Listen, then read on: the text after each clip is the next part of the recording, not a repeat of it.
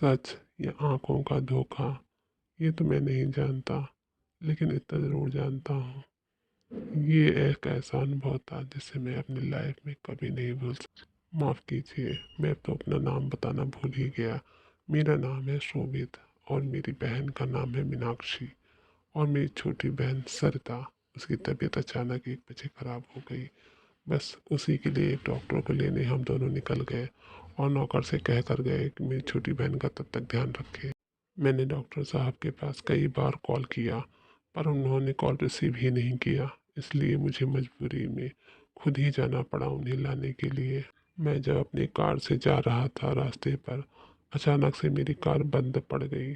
तब मेरी बहन कार से उतरकर जंगलों की तरफ जाने लगी। उसने कहा भैया मुझे कुछ आवाज़ आ रही है, शायद यहाँ पर कुछ मदद मिल जाए। इसलिए मैंने उसे मना भी किया कि रुक जा, पर वो मानने वाली कहाँ थी। उसे तो बस सरिता की चिंता हो रही थी, इसलिए वह उसी उसी दिशा में भागी जिस तरफ से आवाज़ें आ रही। रास्ते में काफ़ी अंधेरा था। मैं उसके पीछे पीछे ही जा रहा था और वह आगे आगे। रास्ते में इतना ज़्यादा अंधेरा था, कुछ साफ से नज़र नहीं आ रहा था।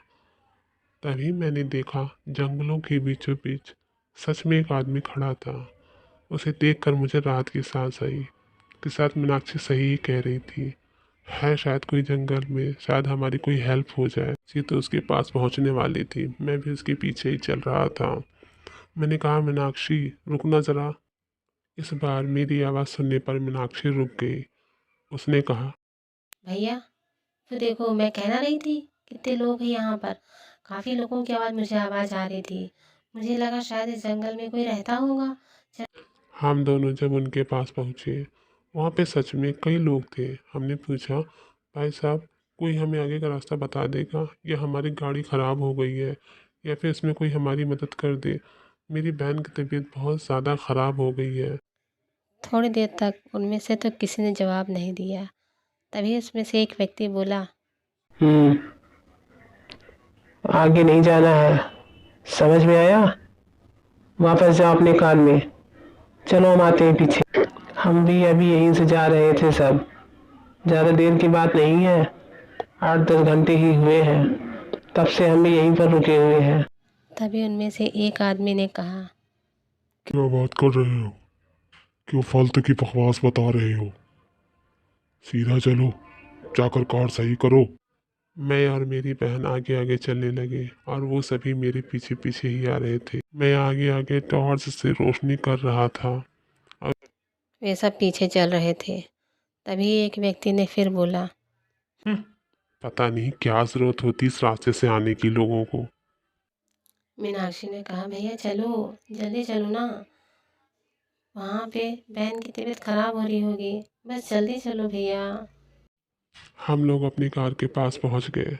तभी उनमें से एक व्यक्ति आया और उसने कार में पता नहीं क्या किया, पर कार स्टार्ट हो गई और हम उसमें बैठकर जाने ही वाले थे। तभी फिर मैं वापस निकल कर आया और मैं उन लोगों से धन्यवाद किया। तभी उनमें से एक व्यक्ति ने कहा, आगे से ध्यान रखना, कभी इस जंगल से मत जाना, समझे? और ये कहकर वो चारों मुड़ गए। हम और मीनाक्षी उनकी तरफ उन्हें जाते हुए देख रहे थे। तभी अचानक हमने एक बात नोटिस की।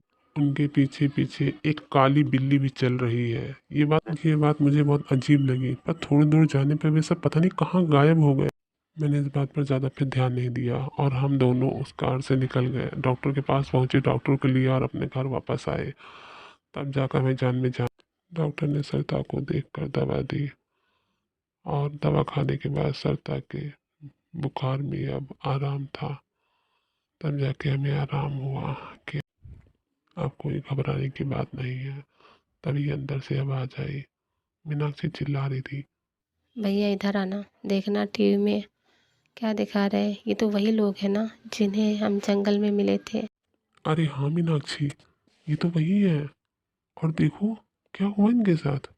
मीनाक्षी ने 12 घंटे पहले इनकी कार का भी एक्सीडेंट हुआ था और ये उसी रास्ते से जा रहे थे। यानी कि ये सब मर चुके थे भैया। हाँ मीनाक्षी, पर इनकी कार रोड पे नहीं थी, तुमने शायद देखा नहीं, इनकी कार तो जंगल में थी। और जंगल में शायद इनका कुछ एक्सीडेंट हुआ था या फिर कुछ ऐसा जो ये हमें बचाना चाह रहे थे उस चीज़ से, इसीलिए इन्होंने आगे हमें नहीं जाने दिया। मीनाक्षी ने कहा हाँ भैया, सच में